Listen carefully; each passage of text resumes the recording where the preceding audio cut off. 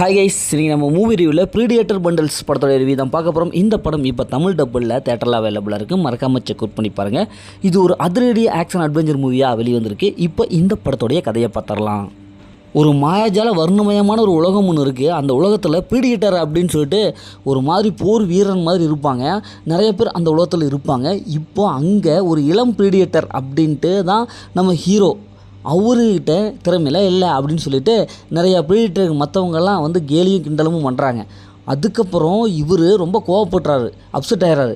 சரி, நானும் எனக்கு திறமையெல்லாம் இருக்குது, நானும் டேலண்டான ஆள் தான் அப்படின்னு சொல்லிட்டு ஒரு சம்பவம் செய்ய தயாராக இருக்கார். இப்போது அவர் செய்யக்கூடிய அந்த சம்பவம் என்ன, அப்படி அந்த சம்பவத்தை செஞ்சுட்டு ஈக்குவல் பர்சனாக மாறினாரா இல்லையா, இறுதியில் என்ன ஆச்சு அப்படிங்கிறது தான் இந்த படத்தோடைய கதை. படத்தோடைய பாசிட்டிவ்னு பார்த்தாவே ஹீரோடைய கேரக்டர் நல்லாவே கொடுத்துருக்காங்க. சூப்பராக பர்ஃபார்ம் பண்ணுறாரு. ஆக்ஷன் சீக்வன்ஸி ஆகட்டும், அதுக்கப்புறம் எமோஷனல் ஆகட்டும், இப்படி எல்லாத்துலேயுமே பிச்சு பெடல் எடுக்கிறாரு. அவருடைய கேரக்டர் நல்லா கொண்டு வந்திருக்காங்க. அதேமாதிரி மற்ற கேரக்டரும் சூப்பராக பர்ஃபார்ம் பண்ணியிருக்காங்க. வில்லனுடைய கேரக்டர் நல்லா அல்டிமேட்டாக இருக்குது. ஹீரோயினோட கெமிஸ்ட்ரி நல்லா ஒர்க் அவுட்டாக இருக்குது.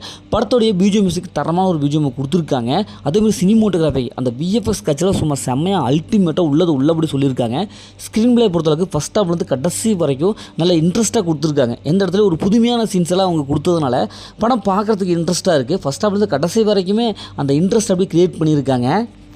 குறிப்பாக இந்த படத்தில் வந்து அட்வென்ச்சர் காட்சிகள், ஒரு மாயாஜால காட்சிகள் நிறையவே வரும். அது பார்க்குறதுக்கு நல்ல பிரமிப்பாக இருக்கும். அந்தளவுக்கு தத்ரூபமாக எடுத்திருக்காங்க. இந்த படத்துடைய மைனஸ்ன்னு பார்த்தாவே ஸ்டோரி தாங்க. ஏன்னா பார்த்து பழகப்பட்ட அதே ஸ்டோரி தான். இருந்தாலும் இவங்க இன்னும் கொஞ்சம் செகண்ட் ஹாஃபில் ஓரளவு கொஞ்சம் மெனக்கிட்டு இருக்கலாமோ அப்படி தான் தோணுது. மற்றபடி லாஜிக் சுத்தமாகவே இல்லை. அதை கொஞ்சம் கரெக்ட் பண்ணியிருக்கலாம்.